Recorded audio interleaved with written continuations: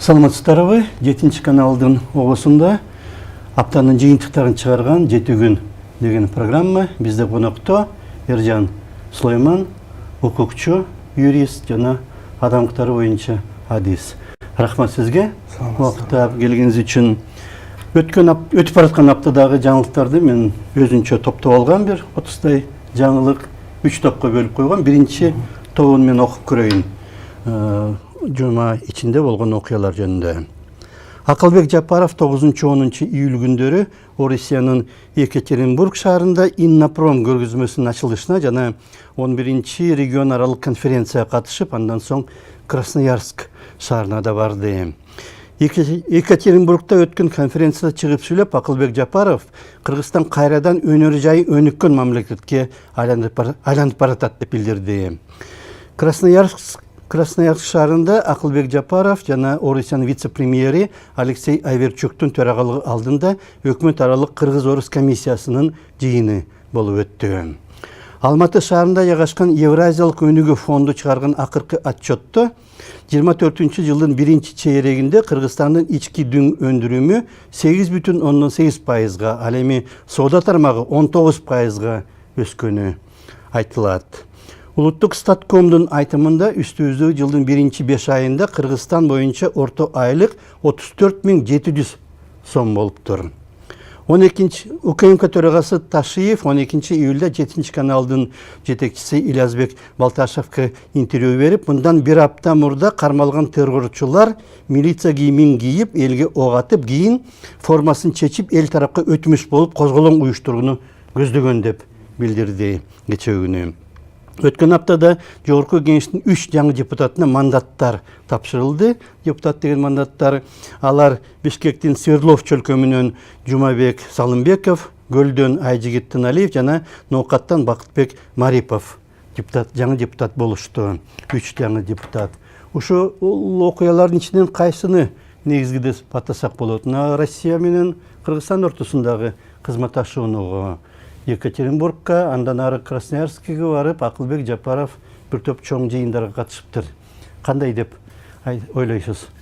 Кыргыз Республикасынын Орусия Федерациясы менен кызматташуусуна оң караган же таптакыр терс жана каршы чыккан эч бир кызматташуу болбош керек деген позицияда болгондагы коомдо топтор бар. Ар кандай көз караштагы, ошол геосаясий көз караштагы топтор бар.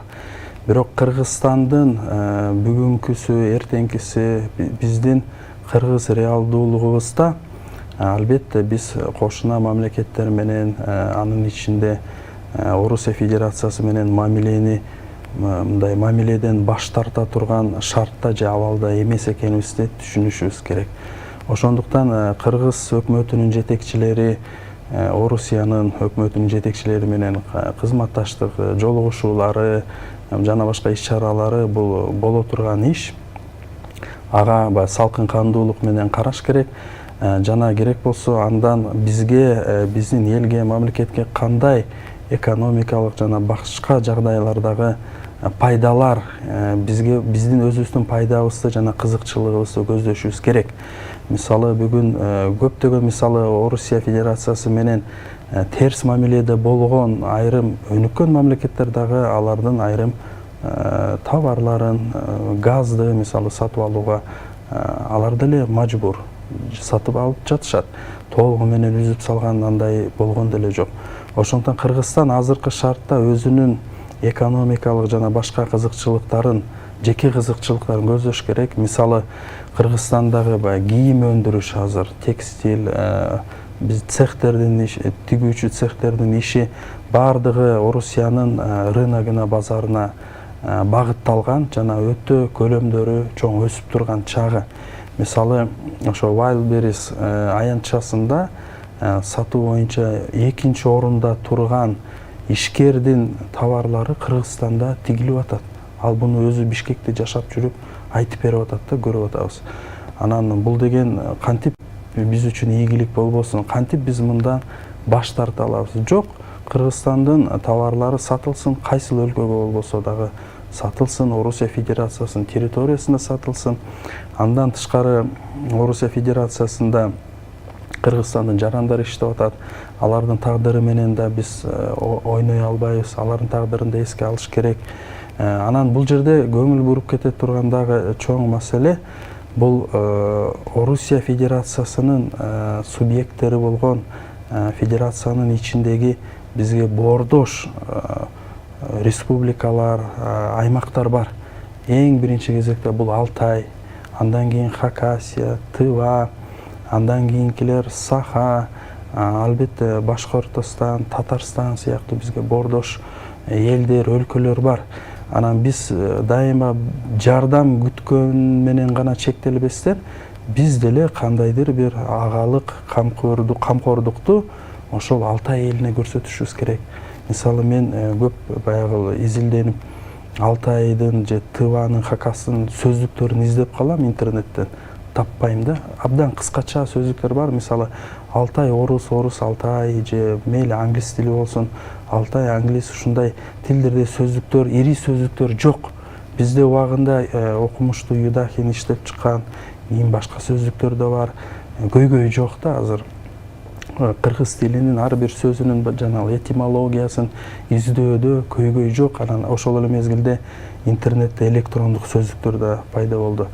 Ошол Алтайда Россиянын алкагындагы ошол Алтай, Тыва, Хакасия сыяктуу аймактардын тилин, эне тилин өнүктүрүүдө, маданий кандайдыр кызматташууну, мисалы алардын ошол жердеги турган жарандардын Кыргызстандын жогорку окуу жайларында бюджеттик негизде кандайдыр бир квота менен окутуусун камсыз кылышыбыз керек. Эмнеге биз ушундай даражада ой жүгүртө албайбыз? Эмнеге пейилибиз ушул кенендикке жете албайт? Улуу, уюткулуу, тарыхы байыркы жана башка көп сөздөр өзүбүздүн дарегибизге айтабыз. Бирок ошого жараша мисалы Россиядагы боордош калктар менен дагы кызматташуу бул ошол Кыргызстан жана Орусиянын кызматташуусунун алкагында ушундай аракеттер дагы жүрүш керек деп эсептейм. Ошол экономикалык дагы, маданий дагы жана башка кызматташуулар өзгөчө ошо жогоруда айтылып келген Орусиянын аймактары менен тереңдеш керек деп эсептейм. Жакшы. Анткени эми айласыздан эмне кылам десең дагы баары бир байланыштар абдан көп. Мурдагы Советтер Союзундагы байланыштар үзүлгөн үчүн түшүп кетти өндүрүш. Азыр кайра калыбына келип атат. Кандай өнүгөбүз десек дагы кызматташуу керек болуп атат, Санкция болсо дагы. Санкциясы дагы кызык болуп атпайбы? Орусия Федерациясы бир канча жылдан бери санкциялардын алдында болгону менен негедир ал жерде жанагы экономикалык аракеттенүүлөр жүрүп жатат.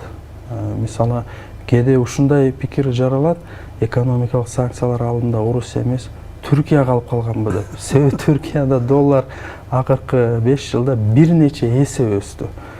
Кризис тереңдеп келатат.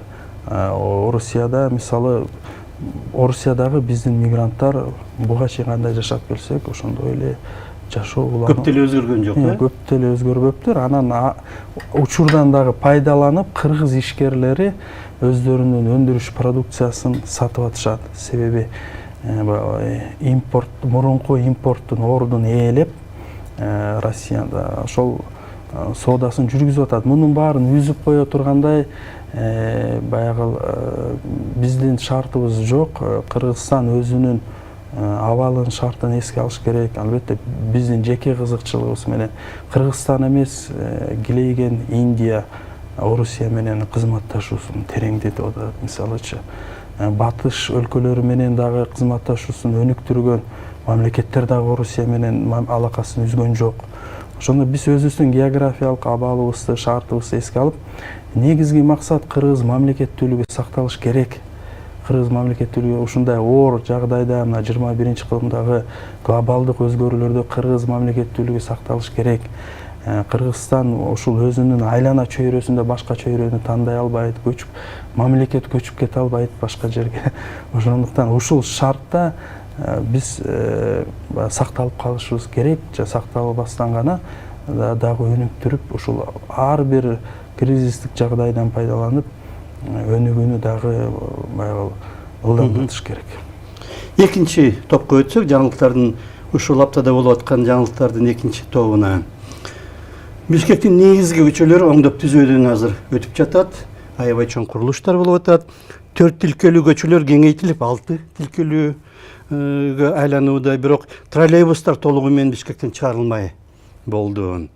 Бишкек мэри Айбек Жунушалиевдин айтымында асмандагы кабелдин баары жер алдына жашырылып жатат, ошондуктан троллейбустар алынат. Андан тышкары троллейбустарга караганда электробустар мобилдүү болот экен. Эгерде бир көчөнү жаап койсо, башка көчө менен өтүп кетсе болот, троллейбустар анте албайт экен. Ак үйдүн алдындагы фонтандар алмаштырылды. Азыр Ала Тоо аянты дагы толугу менен өзгөртүлүп, ал жердеги фонтандар дагы толугу менен кайра жасалып, 31 августка карата музыкалуу фонтанга айланат экен. Бишкек мэри жана анын орус басарларынан кийин Эмгек министрлигинин кызматкерлери дагы жумушка коомдук автобус менен келе баштады, машина айдабай, жолдогу тыгындарды азайтыш үчүн. Анкаранын мэри Мансур Яваш Бишкекке келип, мэр Айбек Жунушалиев менен Бишкектеги Ататүрк паркын оңдоп түзөө маселелерин талкуулады. Маданият министрлиги 10 июлда маалымат каражаттары тууралуу жаңы мыйзам долбоорунун акыркы 6 вариантын коомдук талкууга чыгарды. Кыргыз аскерлери Казакстандын Маңгыстау облусунда башталган Бирлестик 2024 машыгуусуна катышып жатат. Машыгуу 17 июлга чейин уланат экен. 9 июлда Аларча көрүстөнүндө Геннадий Базаровдун эстелиги ачылды. Ал былтыр 6 февралда 81 жашында дүйнөдөн кайткан. Ушулардын ичинен мына шаар ичиндеги оңдоо иштерине токтолсок болот го. Кандай деп ойлойсуз?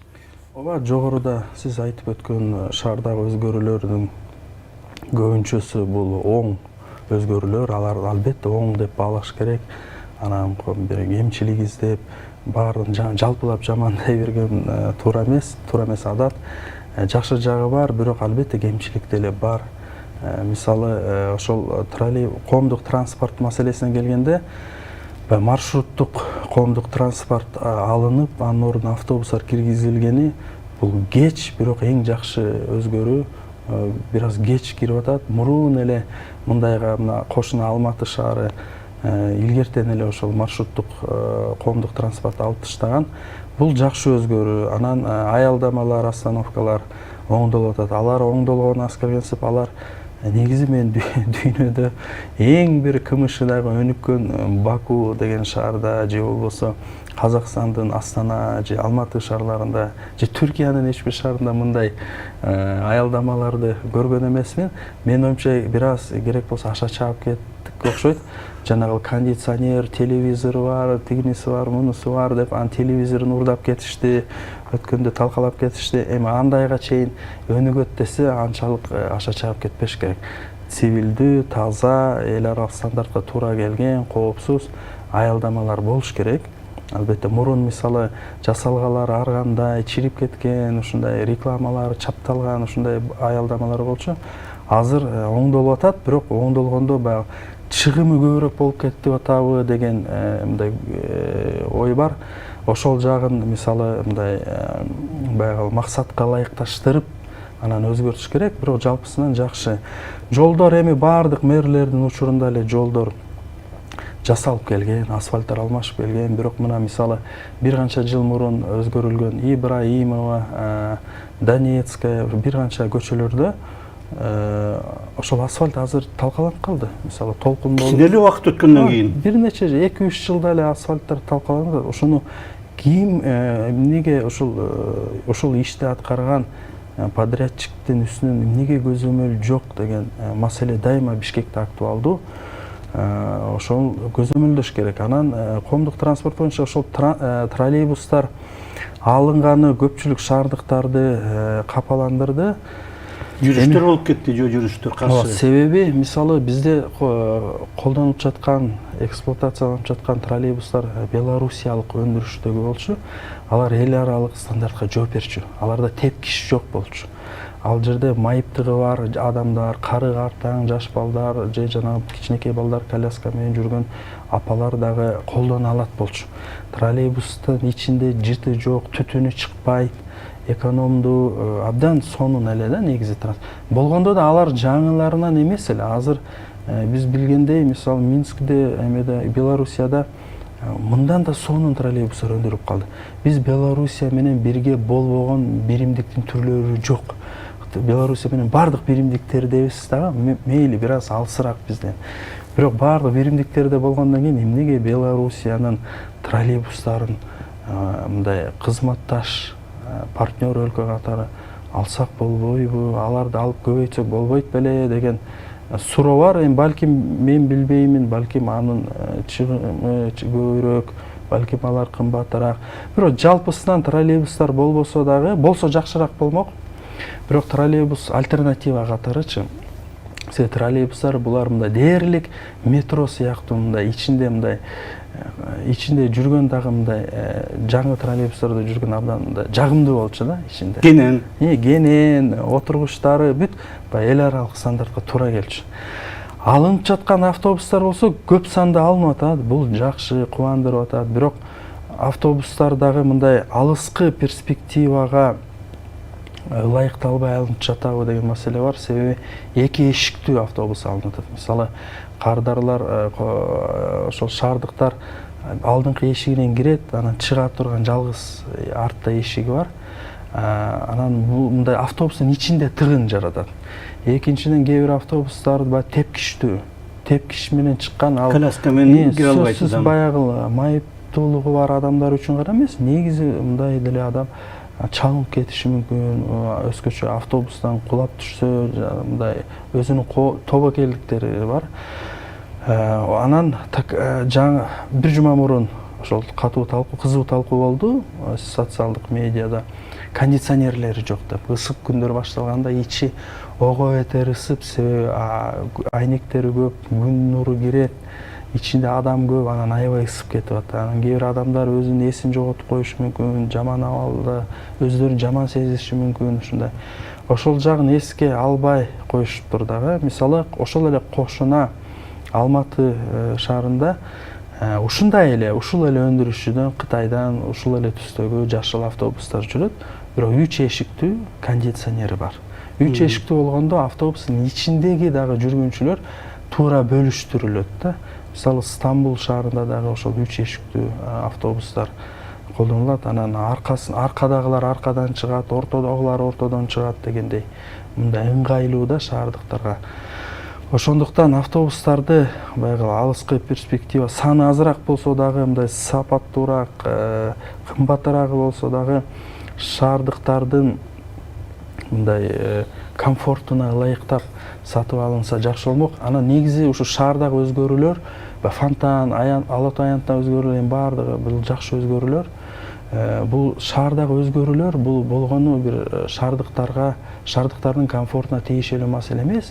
Деги дүйнөлүк саясатта шаарды башкаруу жана шаарды өнүктүрүү бул өлкөнү башкарууга трамплин катары бир аянтча. Башка өлкөлөрдө ошо мисалы Түркияда ийгиликтүү мэр бул болочок өкмөт башчысы. Азыркы Түркиянын президенти дагы убагында ийгиликтүү Стамбулдун ийгиликтүү мэри болгон. Ошондуктан ошол өлкө жетекчилигине жол ачылган. Демек аларда эл ошол чарбачылык аракетине карап, анан жогорку тепкичтерге көтөрөт экен шайлоолордочу. Бизде мэр азыркыга чейин эч качан мэр деген бул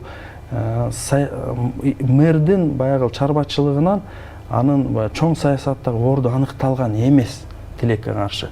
Биз ушуну үйрөнүшүбүз керек. Мисалы 2010 жылы андан кийин баарды билет, тарыхта маалым, Ош шаарында Мелис Мырзахматов мэр болуп турганда абдан биринчи жолу баягы 2010 жылдарга чейин өлкөдө бир дагы шаар өнүккөн эмес.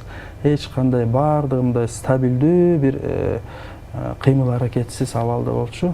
Анан Оштогу ошол ири өзгөрүүлөр, чечкиндүү кадамдар, бюджеттин 1,5 эсе өсүшү, анан шаардын бюджетинен асфальттар биринчи жолу тарыхта оңдолуп жасалгала баштаган бул шаардыктарда ошол көрсө болот турбайбы, жасаса болот турбайбы деген ишенимди жараткан. Мына ошондон бери азыр бүгүнкү күнгө чейин мэрлер ошол жөн иштеп кетпей, кандайдыр бир өзгөрүүлөрдү калтырып кеткенге аракет кылып атышат.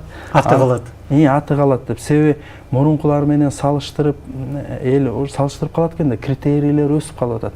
Ошондо азыркы мэрлердин ошол аракети бар, бирок азыр деле шаардыктар дагы, эл дагы баягы мэриялык функцияларды, мэриянын аракеттенүүсүн бир саясат менен айкалыштырбайт да, бирок айкалыштырыш керек. Ушул мэрияда чарбачыл иштегендер, бул демек булар өкмөттө иштей турган кадрлар болуп өсүп чыгышы керек. Ошентип кийин мисалы жогоруда Түркиянын мисалы келтирилди. Түркияда деле ошол партиялардын сунушу менен мэрлер эл шайлап жаткандыктан бизде эл шайлабаса дагы азыр деле баары бир ошол адам өнөрүн көрсөтө турган кызмат, бул жөн эле баягы кызыл тил чечендиги аныкталган бир кызмат эмес.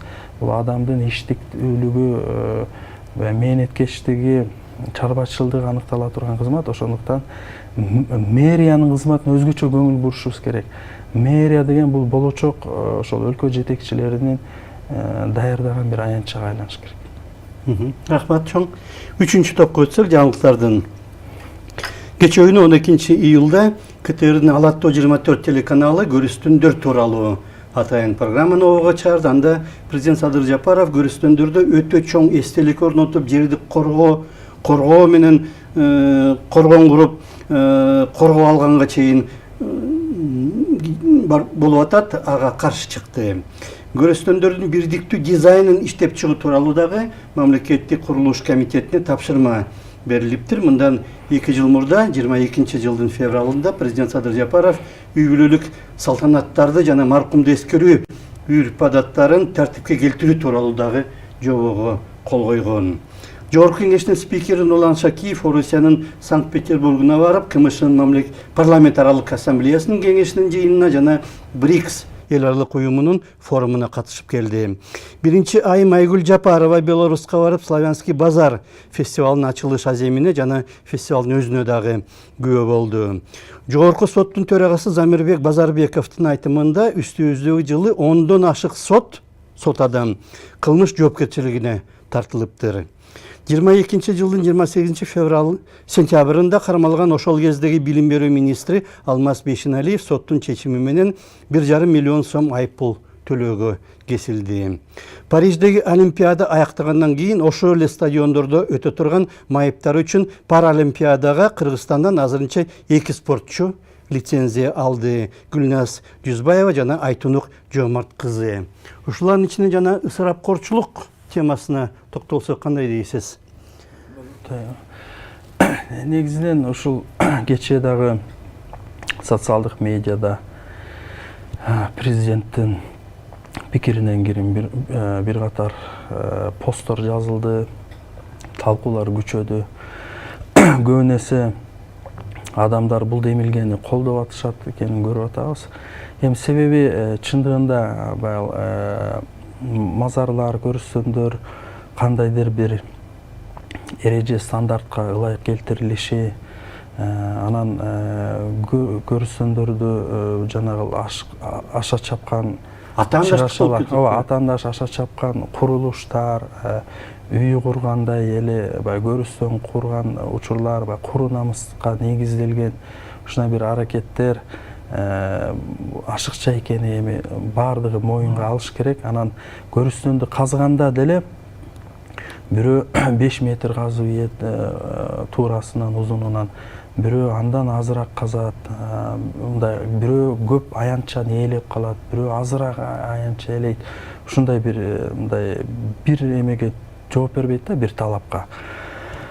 Анан бул ысырапкорчулук маселеси бар. Менин оюмча көпчүлүгү муну колдойт. Дин жаатынан алып караганда дагы адам кайтыш болгондо бул деген ошол үй бүлөгө, аза күткөн үй бүлөгө ашыкча чыгым, көйгөй бир мындай кээ бирлер карызга батып кетип атпайбы? Ооба, карызга батып ошол эл эмне дейт, анан эл көзүнчө баягы жер карабаш үчүн ушундай кылыш керек деп кредит алып, карыз алып, эстеликтерди коюп, эми чын айтканда ошол эстеликтерди коюу адамдардын, өтүп кеткен адамдын жүзүн чагылдырган, баягы ташка тартып эстелик коюу, бул деген биздин чындыгында эле маданиятыбызда болгон эмес. Бул азыр Алтайда, мисалы башка аймактарда деле исламдашпаган боордош калктарда деле, аларда деле андай жок экен. Бизде дагы мисалы, бизде мусулманчылыкта дагы андай нерсе андай жок, андай.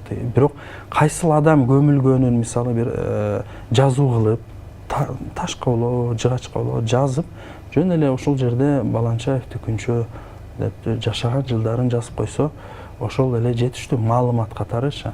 Анын мисалы айрым көрүнүктүү инсандар, баягы көрүнүктүү эл баатырлары, эл жазуучулары жана башка эмгек сиңирген залкар инсандардын албетте алардын өздөрүнүн бир мазары болсо, эгер көрүстөндөрү кандайдыр бир баягы адамдар келип турганына ылайык жасалгаланса, анан ал жерде мисалы мамлекеттик ишмерлер, жетекчилер ал жерге барып, баягы Куран окуп, бата кылып турушса, ал болот. Бирок негизинен жалпы элге мындай ашыкча, бул элдин өзүндө түйшүктөрдү жаратат.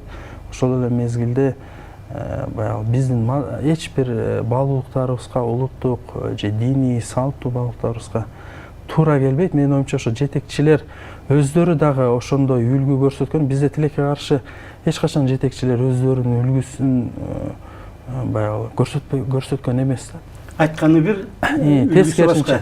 Себеби жалпы элдин катмары алар ошол лидерлерге карап түздөлөт. Лидерлердин кылганын байлар, башкалар да кубалап ошондой болгусу келет. Анан эгер өзүңдөн бай киши, өзүңдөн күчтүү кишилер ошондой чыгымын азыраак кылып жасап жатса, анда муктаж карапайым эл албетте ошондой эле кылышат алар дагы, атаандашпай. Ошондуктан жалпысынан туура,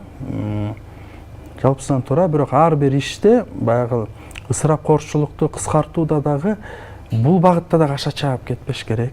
Албетте жана мисалы тойканаларды жаап, тойлор болбосун, андайга дагы өтүп кетпеш керек. Тойканалар иштей берсин. Тойканаларда адамдар айлык алып иштеп атат. Ар ким өзүнүн тапкан акчасына каалагандай иш чарасын өткөргөн, ал өзүнүн эрки, ал өзүнүн эркиндиги, өзүнүн байлыгын эмнеге сарптоо, ал адамдын өз эрки. Анан кандайдыр бир бул дагы кыргыздын өзүнүн бир экономикасына айланып калды да. Тойлор, баягы каражат алмашуу, баарлашуу, эми көбүбүз ачык айтыш керек да, көбүбүз туугандарыбыз менен жакшылык менен жамандыкты эле көрүшүп калдык да. Анан ошо тойлордо адамдар көрүшөт, жакшы маанайда көрүшөт дегенде, анын оң жактары деле бар. Оң жак такыр эле аша чаап кетпесе. Ооба, аша чаап кетпесе. Бул жерде ушул чеги менен сакташ керек да барынча. Бирок бардык ар бир эле нерсени мисалы жөн эле бир окуянын аркасынан эле той кыла берип, анан андай кылган албетте туура эмес. Бирок биз муну мындай мыйзамдуу тыюу туура эмес. Муну көбүнчө баягы салт менен коомдун ичинде. Баалуулуктар менен тыйганга аракет кылыш керек. Анан албетте лидерлер, коомдун көрүнүктүү инсандары, бийлик өкүлдөрү, байлар, алар ошондой туура үлгүнү көрсөтүш керек. Алардын үлгүсүн убактыбыз аяктап жатат. Жалпысынан чын эле жанагыдай өтө аша чаап кеткендер болуп кетти. Атаандаштык болуп тигил 200 адам чакырыптыр, мен андан кем эмес билем, анан кайра карызга батып атса жанагы тойлордо мисалы үчүн. Рахмат, убактыбызды аяктап калды. Биз жуманын жыйынтыктарын чыгарган маек өткөрдүк. Өткөн аптадагы, өтүп бараткан аптадагы окуялар тууралуу бизде конокто Эржан Сулайман болду, укукчу жана адам укуктары боюнча адис. Рахмат сизге. Саламат калыңыздар.